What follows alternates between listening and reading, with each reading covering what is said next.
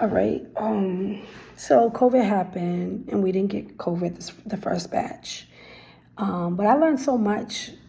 Me and my cousin, we didn't. She didn't. I told her a lot of different things about me. She knew how I was when it come to guys, when it come to females. She told me a lot of things, different things about her. But the thing about it is when it come to, oh, I'll share this, and this is me going backwards, but when I just prospectively have to build the story. When my godson was born, this is something that stayed in my mind. So this is why I'm sharing it. When my godson was born, and I got to the hospital to go see his gorgeous self, my cousin said, "You're not who you are. You're pretend to be somebody else." I'm like, okay, whatever. But she wanted me to do that because she didn't want her kid's father to know who I was. I don't know if it was because he didn't like me. I don't know. But that was always odd to me. I think we had this conversation, but I don't remember what the outcome was. But it was I think I expressed like, yeah, that's a hard thing. Like, why can't I be myself? Why my sister could be who she is, my godson, other godmother could be her, but I can't be me. I don't understand it. So that was a thought in my head. And this was before, I don't know when this is before, but of course, my godson was born. So this was one of the beginning things that kind of happened and put in my thought process of what is that all about. I know my cousin would say, she doesn't like to bring females around her man, and things like that, and no one else had to do that, so it was very weird. Anywho, so COVID happened, and we didn't get COVID the first round. We got COVID the second round. So she had got COVID. I found out she had COVID. I was in the midst of throwing myself a surprise birthday party. My birthday is December, but I ended up throwing the party in January. And now the big sis, the oldest sis, the big sis from the church, she's back involved now. And so we're all kind of like mixing and mingling a little bit. But so, which is cool. But so what I did was I had a couple of friends who at the time I considered my associates, because friendships, as you can see, was kind of hard for me to kind of label. I had them be my eyes and ears and my voice, and basically invite all my family, but I had certain people do certain things because I know my family. So it was simply, I'm inviting you to a surprise 35th birthday party for Leah. And everybody was like, what? No, this is fake. I don't know what y'all take from that, but that's what their response was. People will call me like, oh, do you have a friend named Jesse? I'm like, yeah, why? Oh, no reason. Like, they could not believe that someone was going to throw me a 35th birthday party. That's crazy. My experiences with people doing things for me, my cousin, best friend, she's thrown me a gathering for my first time I said I was going to get married. But I didn't get married, but we still had a gathering. Went out to dinner. It was very special. It was very beautiful. The second time we had it at her apartment. She was pregnant, I believe. She cooked and stuff. I don't know, but it was very nice. It was very kind, and it was very beautiful. And I appreciated it very much because no one's thrown me anything since I was a little girl or did anything like that for me. That's something she did for all her friends. birthdays, or we celebrated her birthday, we would take her out, we would do, you know, we'd make it really big, but nobody was doing that for me.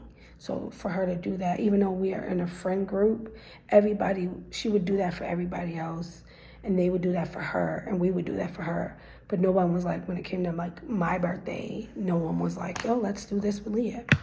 But my cousin, for my marriages, it was a one marriage, but one time I said I was getting married, then I didn't, and then I did. For those two, she did do those things for me. For my birthday, not yet. We didn't get there yet. But for everybody else, that's how they celebrated their birthdays, but not for me. Which is, that was fine until it wasn't. But then things changed. So I decided to throw myself a 35th birthday party. I've never had a birthday party before since I was a little girl, maybe. None that I remember at all since I was a little girl. But I remember my sister's birthday party, but I remember mine. So it wasn't easy. And I know my family and I know my friends, so I had to do it the way I did it. And I wanted to be surprised. And so my cousin caught COVID. So she's the only one who knows how to make the macaroni and cheese. My mom taught her. So I asked her to make it. And she got COVID though, so she couldn't make it. Fine. But I'm talking to her during this situation, during this time.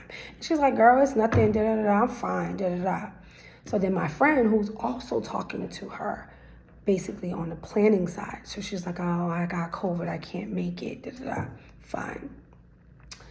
So then she really got sick. But, you know, I'm trying to check on her, talk to her, see her. She's no communication. I had to call my godson and was like, hey, how's your mom? Da-da. And he's like, she's right here. So then that's how we started talking. But in my brain, I'm like, why she don't want to talk to me? And maybe she's talking to other people, da-da-da. I don't know.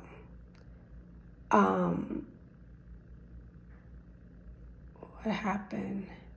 In the midst of this, she ends up talking to one of my friends, which I call my bro. And this was a conversation where I said, you know, you're my cousin and my sister, and my best friend.